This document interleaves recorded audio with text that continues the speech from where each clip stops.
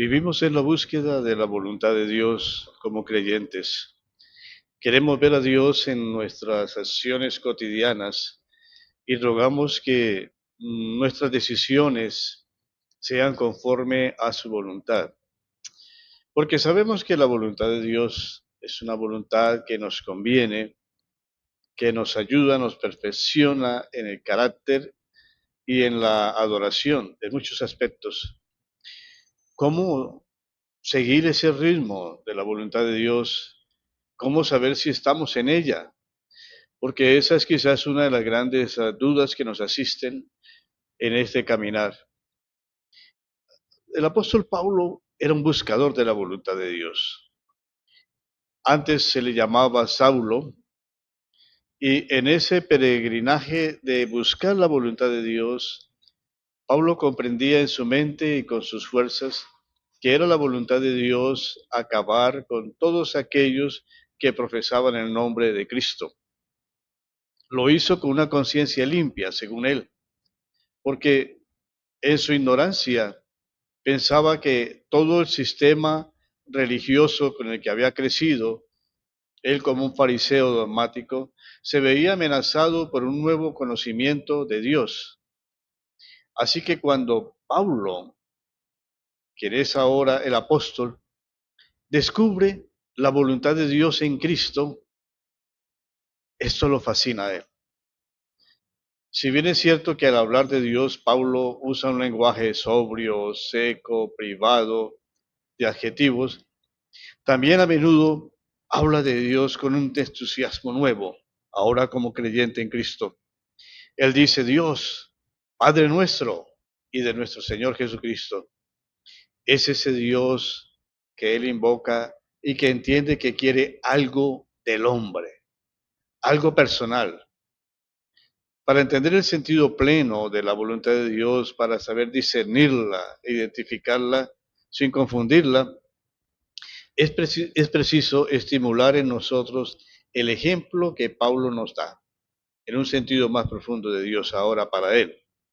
No era el Dios distante del templo, no era el Dios de los mandamientos rígidos, añadiéndole todos los preceptos de los ancianos y cosas que debía cumplir con rigurosidad diariamente para sentirse aprobado por Dios. Ahora el apóstol Pablo entiende que necesita aceptar, amar y querer a Dios y perderse en Él, y al mismo tiempo tomarlo de verdad, hasta el fondo, sin dudas, con todas las implicaciones por lo que ahora es el Padre nuestro y del Señor Jesucristo. Pablo tenía que abandonar muchos conceptos, muchas situaciones preconcebidas, y no era sencillo para él.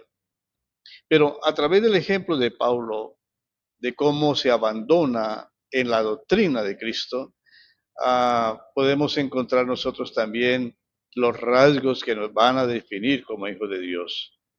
El Espíritu de Cristo que anima misteriosamente nuestra oración, como Pablo lo menciona en Romanos 8, 26, 27, para Pablo ahora los gemidos indecibles que obran a favor de él son nuestros también.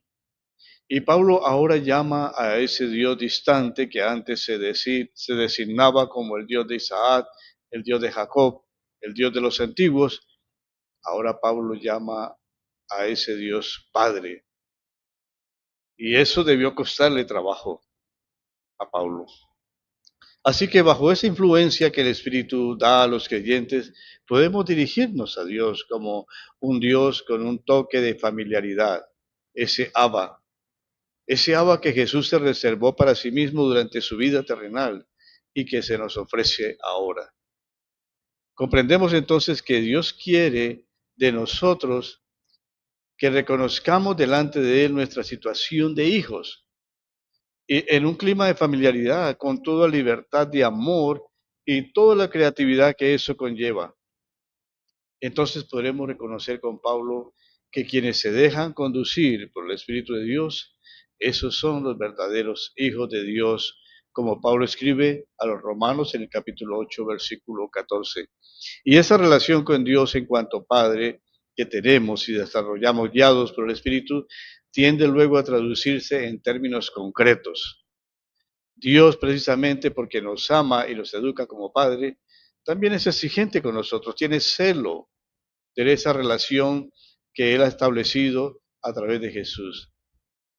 Es Dios quien nos proyecta, quien nos anhela, quien quiere lo mejor para cada uno de nosotros y que tiende a realizarlo en nuestras vidas. Aún de maneras que nosotros no entendemos, con pérdidas, con cosas que se desgajan de nosotros, pero es Dios obrando a favor nuestro, porque nos ama profundamente. Es decir, cada uno de nosotros es un proyecto suyo, viviente, ideado por Él, pero justamente porque nos trata, nos quiere, nos ama como hijos, Dios no nos realiza como un proyecto mecánico, es decir, lo que hace en uno no lo hace en el otro. No es una voluntad que se concreta en las mismas realidades de todos, sino que en cada uno, Jesús ya lo había mencionado, como ese pastor que llama a cada oveja por su nombre. Nos quiere a cada uno de nosotros como hijos, en el sentido más pleno, y pide que nos realicemos como hijos. Surgen entonces las peticiones activas de Dios con respecto a nosotros, porque Dios nos pide que actuemos, que reaccionemos, que elijamos, que lo hagamos en Cristo, en lo que Cristo es, en lo que Cristo hace, en lo que Cristo ha expresado en sus enseñanzas. En todo eso encontramos lo que Dios quiere, su voluntad. Pablo lo afirma de manera perentoria. En todo den gracias a Dios, porque esto es lo que Dios quiere en Cristo Jesús para ustedes. Primera Tesalonicenses 5:18. La voluntad de Dios se concreta estando en Cristo, no fuera de Él. Pero nosotros podemos comprender a Cristo porque Él nos ha permitido entenderlo.